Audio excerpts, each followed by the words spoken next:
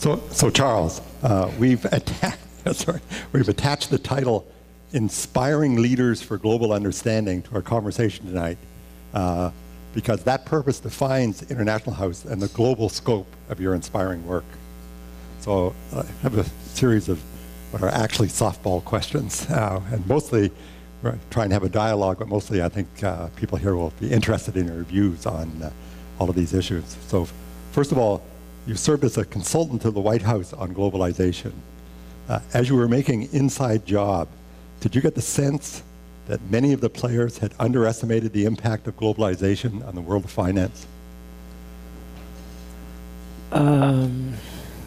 No, I had the reverse impression, actually. I think that they underestimated the impact of finance on globalization. I think that they probably didn't realize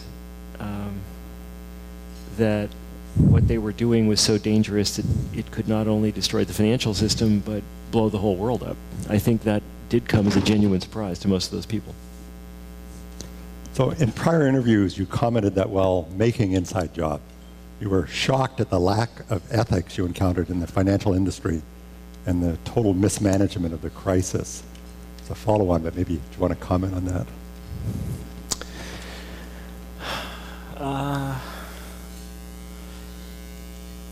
Well, I was. You know, I don't think of myself as a naive person, but I truly was shocked at what I found. You know, if somebody had, if I started making the film just after Lehman failed in September of 2008, and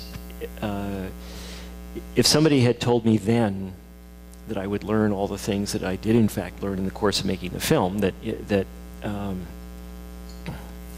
that many people, for example, the large number of investment bankers and most of the principal investment banks had, on a very large scale basis, constructed securities and sold them as very safe, often rated AAA instruments, with the intent of profiting by betting against them. I would have said, you know, no, people don't do that in the United States. Well, it turns out they do. And interestingly, it turns out that it is not per se illegal to do so. Which I found also a little bit disconcerting. So yeah, it was actually a very shocking experience to delve deeply into this world, which I had known in a very superficial way. I had been involved a little bit in finance in earlier periods of my life, studying it when I was a graduate student and a postdoc. And then when I had run a software company, I had raised money, and I had spoken with investment bankers about the possibility of the firm going public and so forth. And you know, so I had a little bit of experience with the investment banking world, and boy, it had changed. This is not in my notes, but as an aside, 6 months before the collapse, I was in Manhattan having lunch with a fundraising context with a number of people in your film. Oh. And led by Alan Greenspan,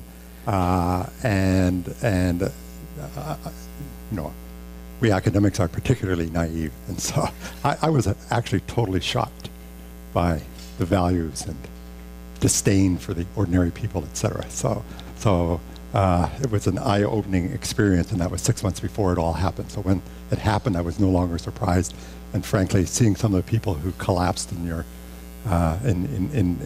who suffered in your film, I actually took some pleasure in it. I'm very happy to bring pleasure to the Chancellor of Berkeley. So with that as a background, what do you think we at Berkeley and iHouse should be doing to cultivate more skilled and specifically ethical leaders? Well, as those who've seen the film will know, I think that there's a very serious problem in the economics discipline. It's not entirely unique to economics.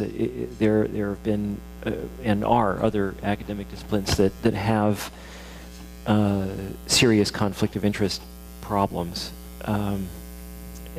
Recently, for example, I don't know how many people saw this in the media, when things started blowing up in the Mideast, it was, in particular Libya, it was revealed that the Monitor Corporation, which is a consulting firm, an extremely successful consulting firm founded by a Harvard Business School professor, Michael Porter, Monitor had been hired by Libya and by the Gaddafi family to in turn hire a considerable number of extremely prominent American academics, political scientists mostly, to basically say good things about Libya. And the list of people involved in that was, was a very eye-opening list. But there is no discipline that comes close to economics in the scale of this problem. And I really think that it has reached a level that it's very, very important for the people who run major American universities, naming no names, of course, yes. To turn their attention to it. And in fact, a number of universities are doing so. I actually don't know what you in Berkeley are doing about this, but I have recently spoken with very senior people at Stanford and Columbia and a couple of other universities about this problem. And many people are, in fact, very disturbed about it. And I think that would actually have a very significant effect. I mean, could be a separate conversation. We have a whole variety of courses in ethics, and actually we just got a major donation in engineering for ethics and engineering education. This is really partly how much you learn, what kind of economics you learned in shooting the film, probably a lot inside job. What do you think we should, the nation and indeed the world should do to avoid future financial crises of the sort that we're still recovering from? Well, that's a very, very long list, and I'm not the best person to deliver that list. But many people have delivered that list, and I think the interesting thing about it is that there's actually surprising unanimity.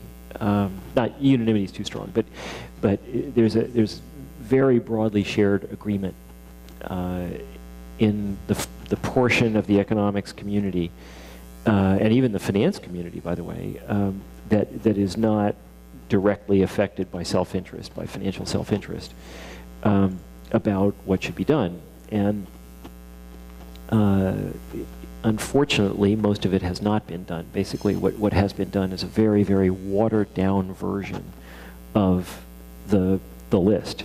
And unfortunately, I think, and many people think, that there's a fairly high chance that in another decade or so we will have a repetition of this crisis. It won't be in exactly the same place.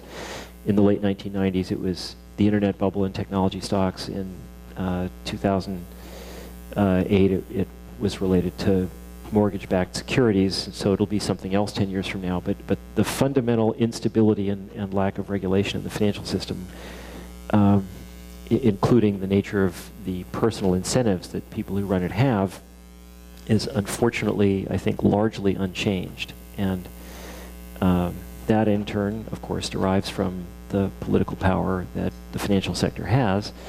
And that increasingly, I think, is the underlying problem, that democratic processes in the United States are now increasingly beholden to very focused interest groups with large quantities of money, and the role that money plays in politics is, I think, the underlying factor here. Would you agree that's true on the left and on the right?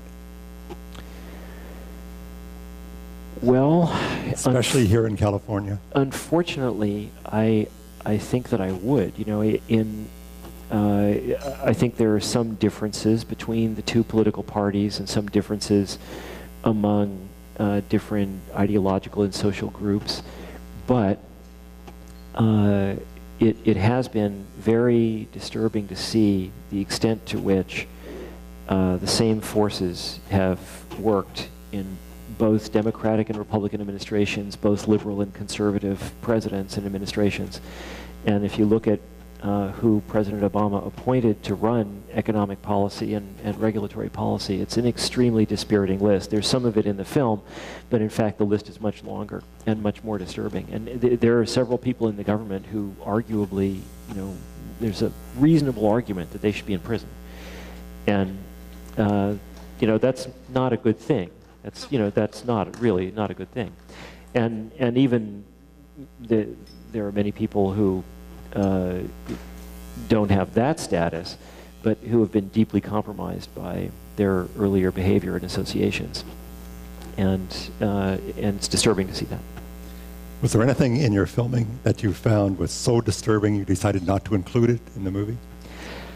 I don't know about so disturbing, but actually we had an earlier cut of the film. The way you make these films typically is you go through a process of sort of thinking about what you want to include, and the editors and we watched all the footage. Of course, I had done the interviews, and so I knew what was in them.